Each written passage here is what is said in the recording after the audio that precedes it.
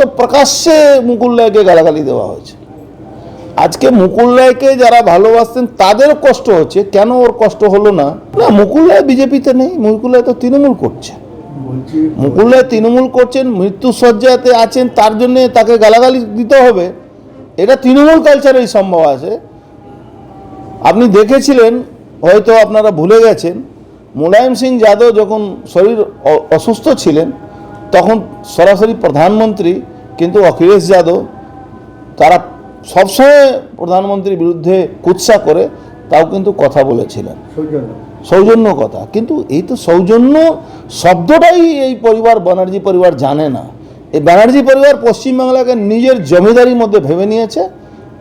সঠিক জবাব 2026-এ বাংলার মানুষ তাদেরকে দিয়ে দেবে। অভিষেক ব্যানার্জি আর মমতা ব্যানার্জি এই দুজন যে বাংলাকে কারাপশন দিকে ঠেলে দিয়েছেন, ভারতবর্ষের মানুষ হয়তো দেরিতে বুঝে, কিন্তু যখন বুঝে তখন ঠিক জবাবটা দিয়ে দেয়।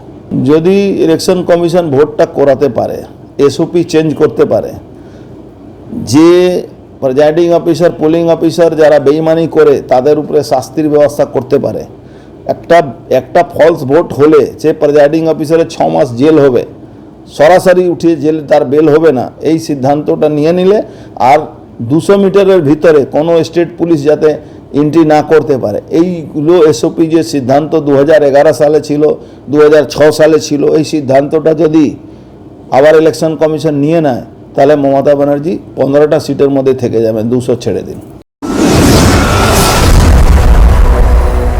আপনারা দেখছেন বর্তমান সময়.com।